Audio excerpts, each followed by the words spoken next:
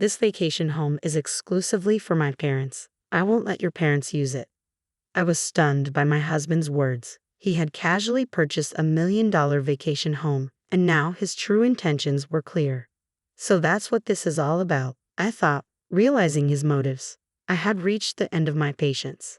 "Fine, but you're going to regret this, you know." "I won't. You'll ever show your face to me again." Robert stood there, arms crossed, a smug grin on his face. If that's how it is, then I won't hold back. I'll make sure he regrets it, I thought. My name is Kathy. I married my husband, Robert, 4 years ago, and we've been living as a couple. Neither of us has any particular hobbies, so our savings kept growing. If I had to name one indulgence, perhaps it would be brewing coffee from beans on a weekend morning. Speaking of which, your mom's birthday is coming up soon, isn't it?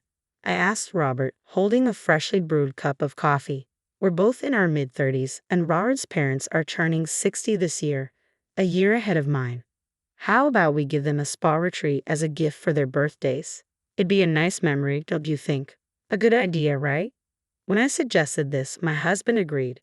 That might be a good idea. I'll ask my parents if they want anything specific. If not, we'll give them the spa retreat. They'll kill 2 birds with 1 stone. I didn't mean it like that. I know, just joking. Next time I see my parents, I'll talk to them about it. Kathy, can you look up some good spas? I got it. How about we go on a trip too? It would be nice for a change. 2 weeks passed, and my mother-in-law's birthday was fast approaching. Hey, we need to make a reservation soon. At this rate, we won't even make it for my father-in-law's birthday. Did you talk to your parents? In response to my hurried question, my husband answered leisurely, "Oh, did I not tell you? I've already asked their preferences, so it's fine. We don't need to book the spa retreat." Is that so? Then it's okay, but what did they say they wanted? Eager to choose the gift together, I asked that question, but my husband gave me a look that suggested he found it troublesome. "I'll handle everything. It's my parents' 60th birthday. You don't have to get involved, Kathy." Robert's words took me by surprise. He had never brushed me off like this before. "That's not a nice way to say it," I said, feeling emotional. "Why won't you tell me? We've always chosen gifts together. Every year, we've decided on gifts for each other's parents. So why, suddenly, at such a significant milestone like their 60th birthday, would you say something like this?" I was frustrated, unable to understand my husband's thinking. I don't like to boast, but I'm generally a mild-mannered person. I rarely raise my voice, but Robert wouldn't change his mind. He refused to tell me what his parents wanted. Since then, there's been an uncomfortable atmosphere between us, and we only communicate about necessary matters. Even when we drink coffee brewed from freshly ground beans, we remain silent. The day before my mother-in-law's birthday, my husband spoke to me for the first time in a while. "We're going out tomorrow to celebrate Mom's 60th birthday, so get ready, Kathy. We're staying overnight, so be prepared for that too." His sudden announcement left me panicked. What? Where are we going? If we're staying overnight, you should have told me earlier. I have a lot to prepare. I just told you, didn't I? You're definitely going to be surprised. Unlike my panic, my husband was in high spirits. The next morning, we got into the car early and went to pick up my in-laws. They were very excited from the moment we arrived. I'm so excited. I never thought I'd get to celebrate my birthday like this. I really can't thank you enough, right, honey? Yes, indeed. Thank you so much, Robert and Kathy. No. Happy birthday, Mom-in-law. I felt awkward because I hadn't been involved in choosing the present at all. Even when my in-laws expressed their gratitude, I could only respond vaguely. Then my husband said something that took me by surprise. "Really, it's all thanks to Kathy." His words were a show of support, and I was genuinely touched by his consideration. Despite our recent disagreements, it felt like we could return to our old relationship. My gloomy feelings began to lift, and I decided to enjoy the journey to our destination. When we arrived at the cabin, it exceeded my expectations. Nestled in the woods, the entrance was spacious, and the living room was entirely glass, offering a stunning view. The cabin, surrounded by trees, blended beautifully with nature. It featured 3 bedrooms and even a hot tub in the bath. "This place is amazing. I'm so glad you picked it, Robert," I told my husband, my excitement bubbling over. "I never imagined you would choose such a fantastic spot. I wouldn't have found a place like this on my own. Letting you handle it was definitely the right choice. I'm sorry for being so irritable lately." My enthusiasm was interrupted by a surprising comment from Robert. It's no big deal. If I were on my own, I wouldn't have been able to buy a cabin like this. It's because of Kathy that I was able to get it. What? I was taken aback and at a loss for words. Buy? What is he talking about? As confusion swirled in my mind, my in-laws joined in. Thank you so much, Kathy. We never expected such a beautiful cabin. We were thinking of setting up a new home when we turned 60 and even considered living together. But remember, we decided against that, so we thought a cabin would be wonderful, and we discussed it with Robert. From the beginning of our marriage, I had declined the idea of living together. I wanted to enjoy our life as a couple, and my in-laws were still in good health, so I thought it was too early for us to live together. Robert agreed with my perspective, and we had planned to consider it only when my in-laws began to need more help. But I never expected them to ask for a new home as a 60th birthday present, especially not a cabin. It felt like a bit too much. Trying to control my rising panic, I asked my husband, Robert, this is a joke, right? There's no way we can afford a cabin like this. What's the point of springing a surprise on me? It's your mother's birthday. The surprise should be for her. It's not a joke. We actually bought this cabin. What? My vision momentarily blurred as shock set in. While I was reeling from the news, he continued. Man, it really worked out for us. They said I couldn't get a mortgage on my own income. It was a good decision to get a joint mortgage. Hold on a minute. I didn't hear anything about this before. I just told you. And it's not a bad thing for Kathy, is it? You said it was a lovely cabin. It's ours. That's not the point. How much did this vacation home cost? My frustration was evident, and he dropped a bombshell. 1 million. What? $1 million? And this was for my parents' 60th birthday. I thought we'd splurge a bit, he said. The amount was far more than I could have ever imagined, leaving me feeling dizzy. To add insult to injury, my husband dropped another bombshell. We couldn't get a loan for $1 million property in both our names, so I used all the money we've been saving since our marriage, the joint account, as the down payment, he confessed. What? By now, I was beyond shocked. I was completely dumbfounded. How could he be so selfish and make such a significant decision without even consulting me? I couldn't wrap my head around it. Despite my bewilderment, my husband continued casually, well, it's already bought. There's nothing to be done now. Besides, I considered your option of not living together. Isn't that enough? We can do whatever we want with this vacation home. Our vacations will be more enjoyable, won't they? His nonchalant attitude only heightened my frustration. But now that it was done, there was no turning back. As Robert said, the vacation home was indeed lovely, and it would likely enhance our holiday experiences. Fine, it's bought, so there's nothing we can do about it. But you could have at least consulted me, I muttered. At that, Robert brightened up and laughed. That's more like it. I should have consulted you. I'm sorry. I wanted it to be a surprise for you too, Kathy. You're quite something, aren't you? Despite not consulting me and using our joint savings for the mortgage, I realized there were no major expenses on the horizon. I earned significantly more than Robert and had my own savings. I decided to accept it as a good purchase. Feeling resolved, I decided to embrace the grand celebration for my mother-in-law's birthday and enjoy our 2-day stay at the villa.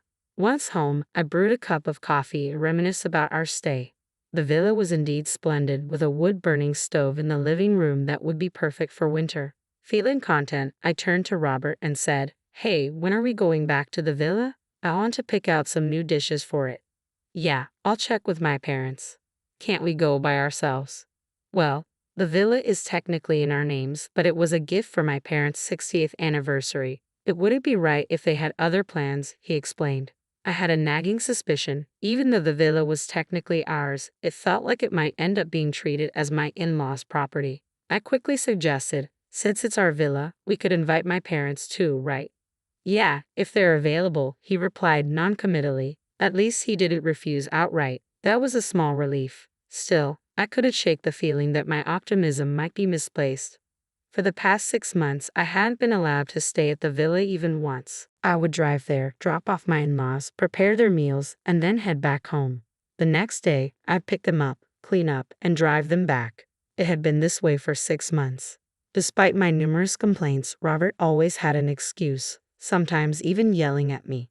But today, I wasn't backing down, especially with my parents' birthday approaching. Hey, Robert, my father's birthday is in 2 months. We should be able to invite them to the villa, right? It's our villa, I emphasize, hoping to make my point clear. Our villa, I stress, appealing to him directly. But his response was as frustratingly predictable as ever. If my parents don't have plans. Seriously, it's always the same.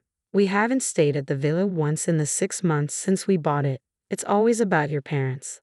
This is our villa, and we should have priority. Plus, I'm also paying the mortgage and the down payment. My parents deserve to stay there too. Today, I wasn't going to back down. I was more determined than ever. Robert's face darkened as he replied sharply. Enough. That vacation house is for my parents only. I won't let your parents use it. So that was your plan all along, wasn't it? No wonder you bought the vacation house without telling me. The patience I had been holding onto shattered in my chest, like something breaking under pressure. I'll never forgive you for this.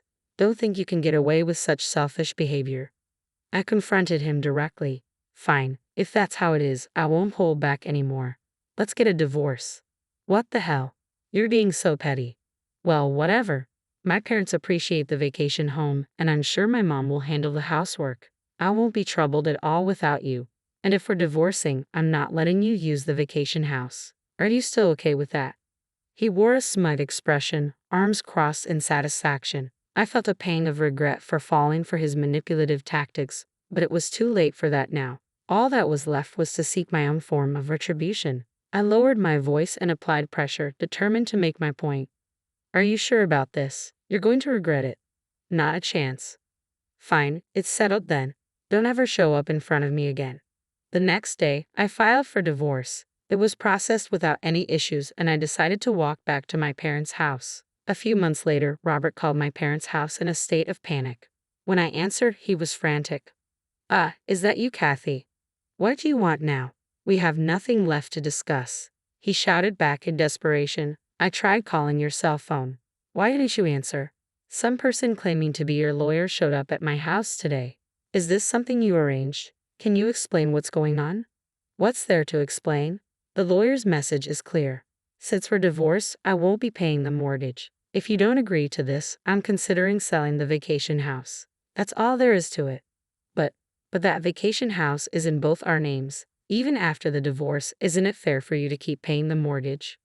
To my ex-husband, who was at his wit's end, I calmly replied, even though it's in both our names, I'm not allowed to use it. Why should I keep paying the mortgage for a property I can't access? It doesn't make sense. Oh no, but it's a shared property. You should be the one paying. This conversation is going nowhere. That's why I involved a lawyer. If you're going to insist on your view, I'm ending this call. For any further discussions, contact my lawyer. I didn't have time to deal with his unreasonable demands. I had my own matters to handle. Hold on, wait a minute. I made a mistake. How about we use the vacation house alternately? That should work, right? You keep paying the mortgage, and I'll let you use it from time to time. I have no attachment to that vacation house anymore. I've already bought a new one. What? When did that happen? Yes, I gave the vacation house to my parents for their 60th birthday. It's not a $1 million estate, but it's a cozy cottage they love. Are we done here? I don't have time to chat. Wait, please. I quit my job. I know. What about it? It was probably my father's influence, wasn't it?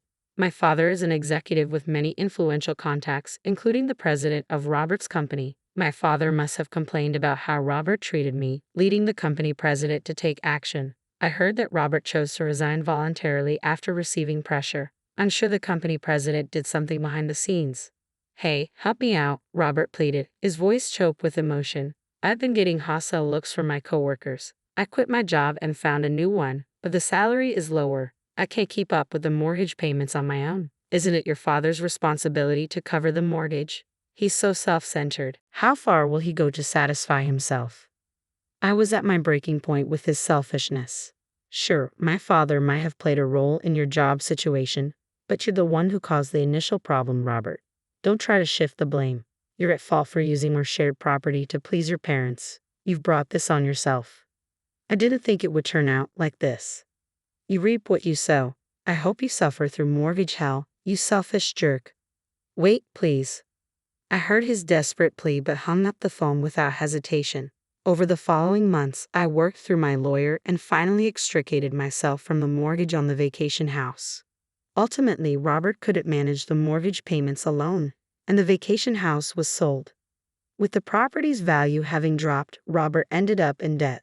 His in-laws were shocked by the turn of events, and Robert now reportedly lives in a shabby apartment. His parents are now the subject of neighborhood gossip for losing the vacation house they once bragged about. Meanwhile, I'm thriving in my role as vice president at my father's company, leading a busy and fulfilling life.